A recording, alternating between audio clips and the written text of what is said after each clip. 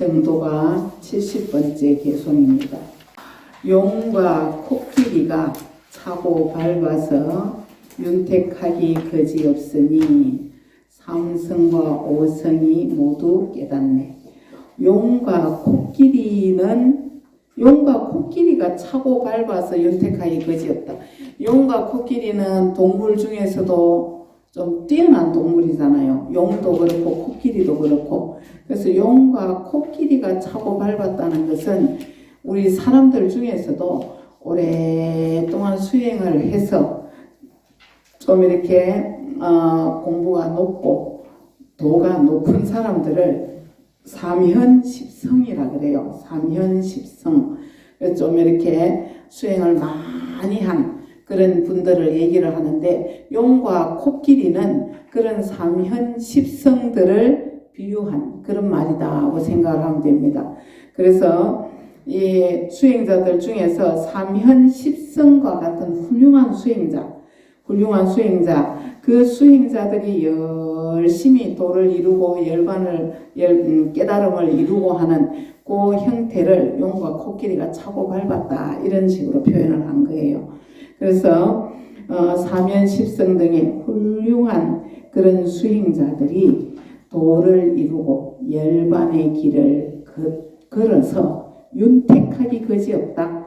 이 부처가 되어가는 길을 잘 닦아 놓았다, 그런 뜻입니다. 부처가 되는 길을 잘 닦아 놓았으니 삼성과 오성이 모두 깨닫네. 삼성은 성문영각 보살이고, 오성은 사람을 5부류로 이렇게 구분을 하는데, 오성은 첫 번째는 성품이 선한 사람들, 선성이라 그래요. 선성. 두 번째는 악한 성품을 가진 사람들. 그 다음에 세 번째는 정성, 그래가지고 깨달음이 정해져 있는 사람들을 정성이라 그래요. 정할 정자를 써서. 그 다음에 이제 네 번째는 부정성, 깨달음이 정해져 있지 않다. 그러니까 깨달을지 못 깨달을지 모르는 사람들, 부정성. 그 다음에 마지막으로 천재성, 이 바깥 제자가 아니고 안에 제자, 천재성, 그래가지고 영원히 깨달을 수 없는 성품을 지니고 태어나는 사람들을 얘기합니다. 그래서 부처님께서도 깨달음에 인연이 없는 사람들, 깨달음의 인연을 완전히 끊어버린 사람들, 예를 들면 이제 부처님 몸에 피를 흘리게 했다든지 부모를 죽였다든지 아주 이렇게 불성종자가 끊어진 사람들, 그런 사람들을 천재성이라 그래요. 그런데 천재든 아니면 아라한이 되었던 누구나 다 이 용과 코끼리가 이미 길을 잘 닦아놨기 때문에, 삼현십성들이 길을 잘 닦아놓고 열반에 들고 했기 때문에 누구나 깨달을 수 있다, 그 말입니다. 깨닫지 못할 사람들이 없다. 누구나 깨달을 수 있다. 누구나. 우리가 이제 깨달음으로 이렇게, 지난번에 제가 선지식에 대해서 얘기를 했는데, 부처님 제자들은, 그 부처님과 같이 공부를 했던 제자들은 다 깨달음을 얻었잖아요. 전부 아라한이 됐거든요. 그런데 이제 전부 수행자들이고, 또 단순한 일반인 수행자들과는 달리 부처님한테 모든 것을 다 맡기고 출가를 했던 사람들이에요. 그래서 도를 위해서는 목숨도 버릴 수 있는 그런 정도의 신심을 가진 분들. 그래서 부처님 말씀을 100% 그대로 믿고 따라 들어가고 깨달음을 이룬 사람들이에요. 그래서 누구나 깨달을 수 있는데, 우리는 이제 단지 내 생각, 내 상이 문제다, 그런 얘기입니다. 중국의 운문선사라고 유명한 스님이 계시잖아요. 어느 날 이제 80이 넘은 현칙 스님이라고 같이 도량에 계셨어요. 그런데 현칙 스님이 이제 나이도 많고 몸도 아프고 이제 오늘 내일 열반에 들려고 하는 거예요. 그래 이제 운문 스님이 한번 들여다 본다고 이제 가셨어요. 그런데 현칙 스님한테 갔는데, 현칙 스님이 이제 막 아파갖고 이렇게 누워 계시면서, 그래도 운문 스님이 큰 스님이니까, 큰 스님이 오니까 막 억지로 몸을 일으키려고 하는 거예요. 그래서 이제 그냥 누워 계십시오 하고는 이제 운문 스님이 옆에 앉아갖고, 혹시 나한테 뭐 물어볼 말이 없습니까? 하고 물었어요. 뭐 마지막으로 나한테 물어볼 말이 없느냐 하니까 현직 스님이 이렇게 누워있다가 스님 병은 어디에서 왔습니까? 하고 물어요. 이 병이 어디에서 왔습니까? 하니까 오문 스님이 그대가 묻는 곳에서 왔습니다. 그대가 묻는 곳에서 왔습니다. 원래 병이라는 것은 없는데 생각을 일으킨다는 뜻이에요. 그러니까 제가 묻기 전에는 어떠합니까?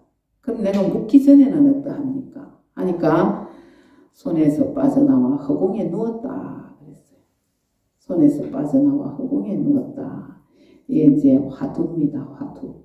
화두 요거 이제 깨쳐야 되는 화두인데 요게 이제 조금 설명을 드리자면 원래는 병도 없고 죽음도 없어요.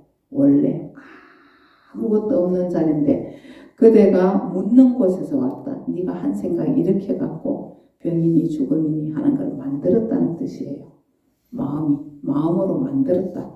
그냥 이대로 완전한 열반의 상태인데 완전한 진리의 상태인데 죽음도 없고 아픈 것도 없고 뭐 알아듣는 것도 없다. 그런 뜻입니다.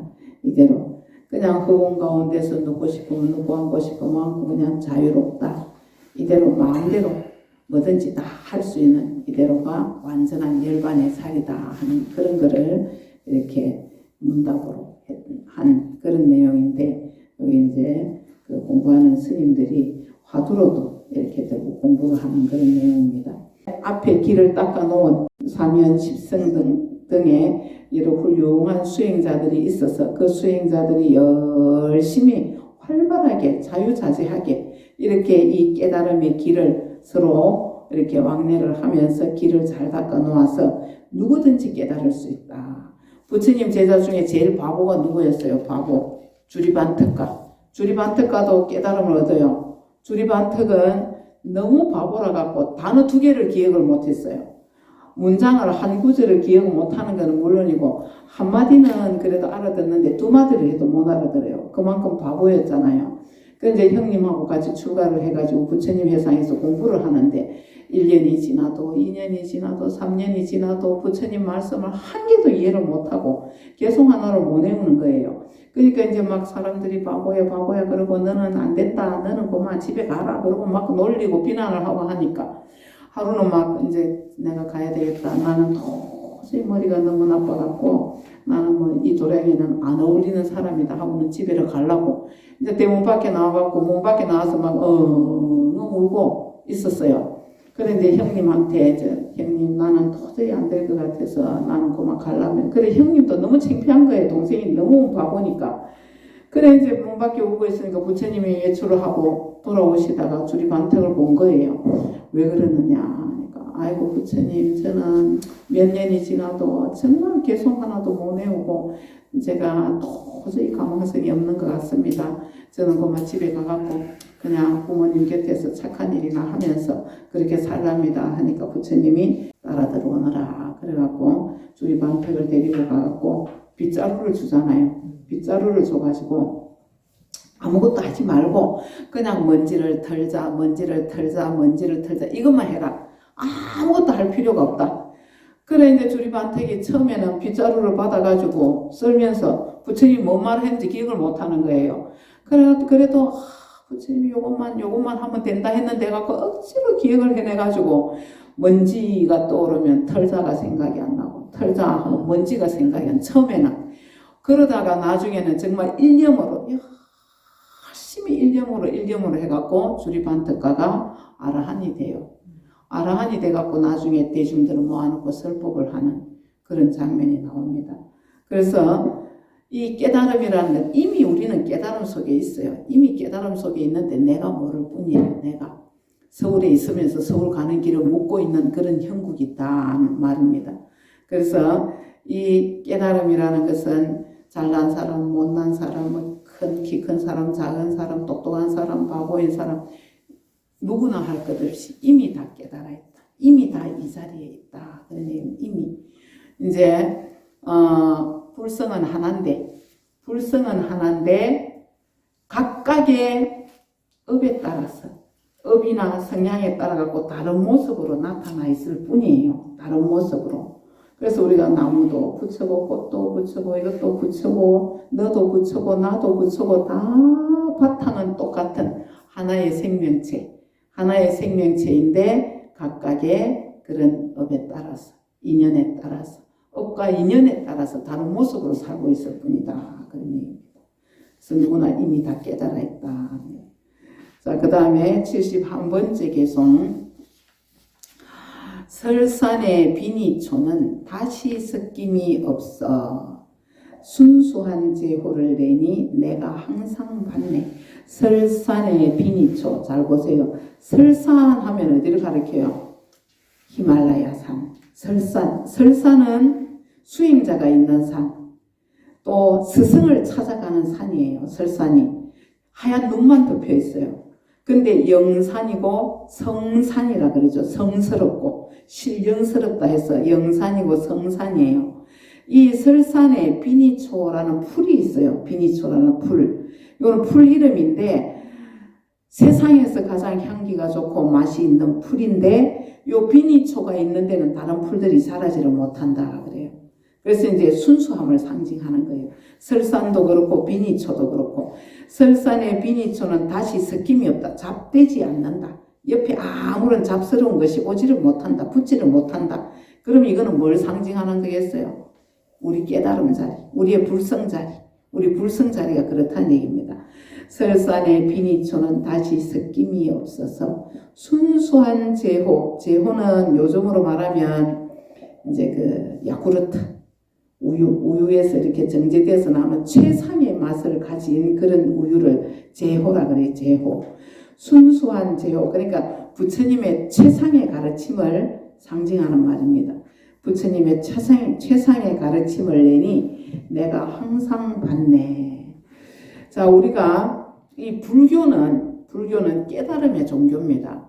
불교는 우리가 이제 뭐 기도를 하시오, 또는 뭐 참선을 하시오, 또 뭐 봉사, 보시를 하시오, 계를 지키시오 하는 거는 이 부처로 가는 길이 너무 머니까, 그리고 중생들의 근기가 너무 낮으니까 방편으로 요렇게 하시오, 요렇게 하시오 한 건 좀 방편이에요. 우리 불법에, 부처님 법에 90% 이상이 방편이에요. 전부 방편이고 진짜 불법은 뭐냐? 깨달음이에요. 깨달음.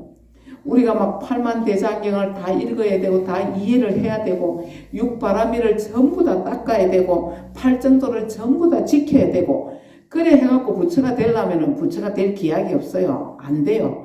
팔만대장경 그 모든 부처님 법을 딱 한마디로 줄여놓은 것이 마음법이잖아요. 마음 깨달아라는 거.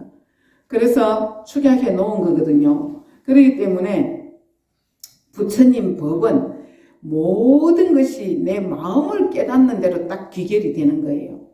귀결이 되는 것인데 우리가 방편을 이제 달을 가리키는 손가락, 이 손가락을 전부로 알고 있다는 손가락을 그래가지고는 삼천배에 매달리고 또는 막 육바람의 실천에 매달리고 하는데 이제 그런 것들이 내 마음을 다스리기 위한 방편이구나. 아, 결국 내가 내 마음을 깨닫게 해야 되는, 내가 나를 찾기 위한 수없이 많은 부처님이 제시해 놓은 방편들이구나. 그걸 알아야 돼요. 그걸 알고 내가 이제 금방 깨달으면 너무 좋겠지만은 금방 깨달을 수 없으니까 자꾸 마음 낮추는 거. 그 다음에 이제 내 마음을 자꾸 이렇게 융화를 시켜갖고 아상을 없애는 거. 이런 것들이 전부 다 뭐 108배라든지 또는 뭐 간경이라든지 참선이라든지 막 그런 방편들이에요. 그래서 다 깨달음으로 가기 위한 방편들이다. 그래서 부처님은 법화경에서 뭐라고 하셨습니까? 나는 이 땅에 1대4 인연을 해결하기 위해서 왔다. 1대4 인연이 뭡니까? 깨닫는 법이에요. 마음 깨닫는 법. 오로지 그걸 위해서 부처님이 세상에 오셨지. 3000배를 해라, 뭐 경전을 뭐 몇백 독을 해라, 몇만 번 다란이를 해라 이런 게 아니라는 거예요. 그런 것들은 방편으로 중생들을 이끌기 위한 그런 장치일 뿐이다. 부처님의 목표는 1대4 인연, 깨닫는 법, 최상승법을 가르쳐주기 위한 것이다. 팔만대장경이 우리는 언제 팔만대장경을 다 보고 법화경을 언제 보고 화엄경을 언제 보고 열반경을 언제 그걸 다 이해하고 깨닫기는 불가능해요. 불가능이라서 그걸 다 뭉뚱그려서 그걸 딱 축약을 해보면은 네가 부처다 하는 그거 한마디예요. 네가 바로 부처다. 부처를 따로 찾지 마라. 지금 찾고 있는 네가 바로 부처다. 그걸 가르쳐주기 위한 거예요. 그래서 설산의 비니초는 이 깨달음의 자리, 불성의 자리는 순수한 다른 번뇌 망상이 붙을 수 없는 잡됨이 없다. 섞임이 없다는 것은 그래서 설산의 비니초는 다시 섞임이 없어서 잡됨이 없어서 순수한 최상의 가르침, 최상의 맛을 낸다는 최상의 그 비니초가 최상의 맛을 낸다. 그러니까 부처님 법도 오로지 순수, 청정, 무고한 순수한 그 마음자리 그 최상의 가르침만을 내니까 나는 그것을 항상 받는다. 방편이 아니고. 근데 이제 옛날 어른 스님들도 뭐라 하셨나 하면은 만약에 중생들의 근기를 맞추는 방편의 말이 없으면 법당 앞에 풀이 한 길이나 자랄 것이다 그랬어요. 그건 뭔 말이겠어요? 사람들이 깨달음의 말을 못 알아들으니까 자꾸 이제 절 해라, 보시해라, 계율을 지켜라. 방편을 가르쳐 주지 않으면 못 알아들으니까 사람들이 안 온다는 얘기예요. 절집에. 그래서 절집이 이제 방편이 목적처럼 되었는데 우리가 구분을 잘 해야 돼요. 아, 이게 방편으로 내가 닦아야 되는 거구나. 내 마음을 닦고자 하는 거구나. 그런 걸 잘 알고 항상 초점은 깨달음에 두어야 돼요. 내 마음을 깨닫는데. 그래서 최상승법 막 우리가 공부할 때 그렇잖아요. 막 보고 듣고 막 외우잖아요. 이게 제일 근기가 낮은 소승이라 그랬어요. 보고 듣고 막 외우는 거. 근데 이제 보고 듣고 하면서 조금 깨달아갖고 조금 뭔가를 알 듯 말 듯한 게 중승이에요. 소승보다 위에 중승이고 그 다음에 그 알 듯 말 듯한데 법을 확 믿고 100% 믿고 열심히 수행하는 사람을 대승이라 그래요. 대승. 그 다음에 이제 법을 어느 정도 깨달아 가지고 이제 혼자 여여하게 물들지 아니하고 내 마음을 제대로 깨달은 사람을 최상승이라. 최상승. 내가 바로 나를 깨닫는 법을 아는 사람, 내가 바로 부처임을 아는 사람이 최상승이에요. 최상승. 그래서 이제 우리 부처님 법은 최상승법이다. 최상승법.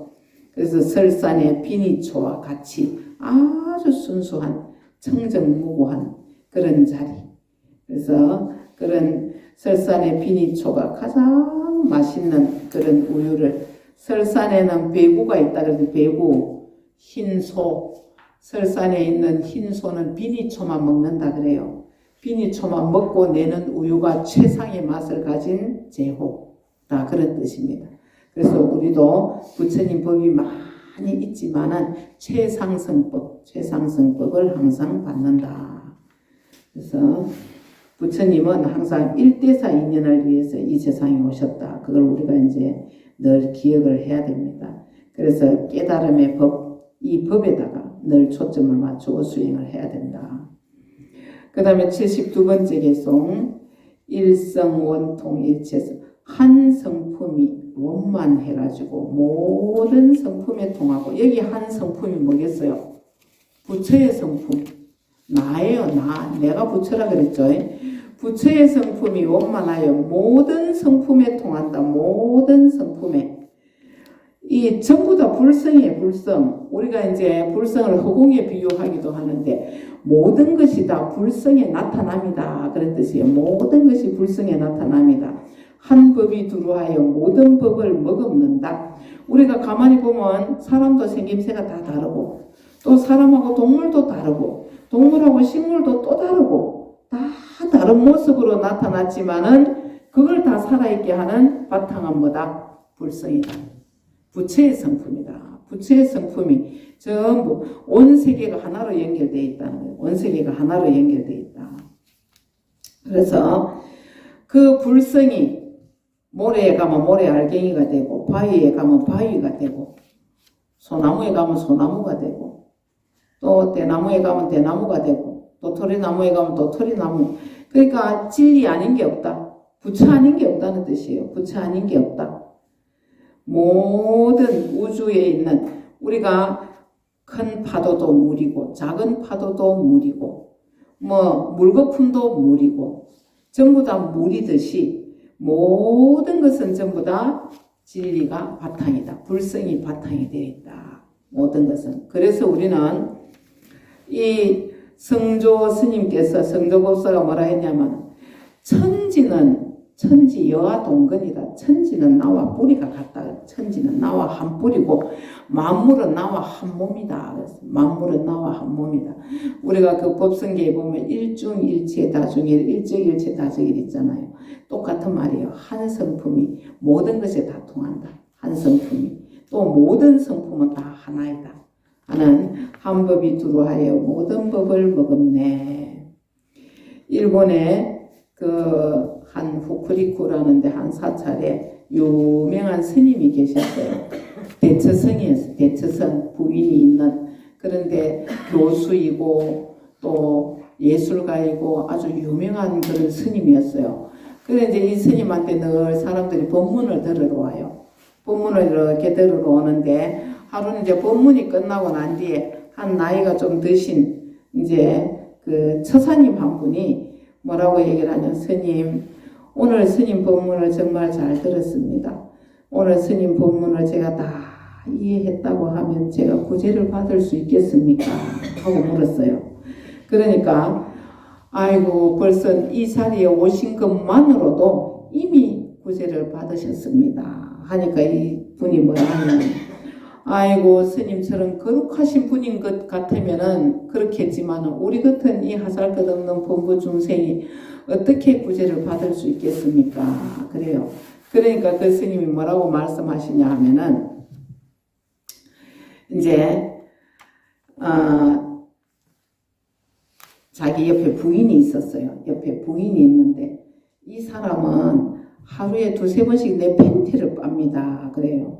그러니까 그게 무슨 말씀입니까? 사람들이 눈이 둥그레갖고 쳐다보니까 내가 나이가 많아가지고 이제는 대소변이 나오는 것도 이렇게 잘 조절이 안 돼가지고 내가 이 팬티를 많이 버립니다. 그럴 때마다 우리 마누라가 내 팬티를 하고 2번이고 3번이고 인상을 안 쓰고 팬티를 빨아줍니다. 이런 내가 뭔 부처겠습니까? 이 사람이 부처지. 이 사람도 부처고. 내가 뭐가 그렇게 보입니까? 똑같은 그런 우리는 누구나 다 같이 다 같은 부처입니다. 그렇게 얘기를 해요. 그러면서 이 세상에 부처 아닌 사람은 없다. 전부 다 부처만이 사는 세상이다. 그러니 부처만이 사는 세상이다. 그래서 내 인생이나 남의 인생이나 똑같이 부처다 그런 얘기입니다. 내가 못난 것이 아니고 못난 이대로 부처인 거예요. 이대로 우리 불성에 나타남이에요. 부처에 나타나. 불성이 없으면 지금 말도 못하고 여러분들 듣지도 못하고 움직이지도 못하고 오지도 못하고 가지도 못해요. 살아있는 이 자체 존재, 살아있는 이 자체가 부처의 나툼이에요. 부처의 나툼. 부처님이 아니면 우리는 이렇게 살아갈 수가 없는 거예요. 다 불성의 나툼이다. 불성의 나툼. 그래서 소나무도 부처고 대나무도 부처고 감나무도 부처고 모래도 부처고 바위도 부처고 불성에 나타납니다. 모든 것은.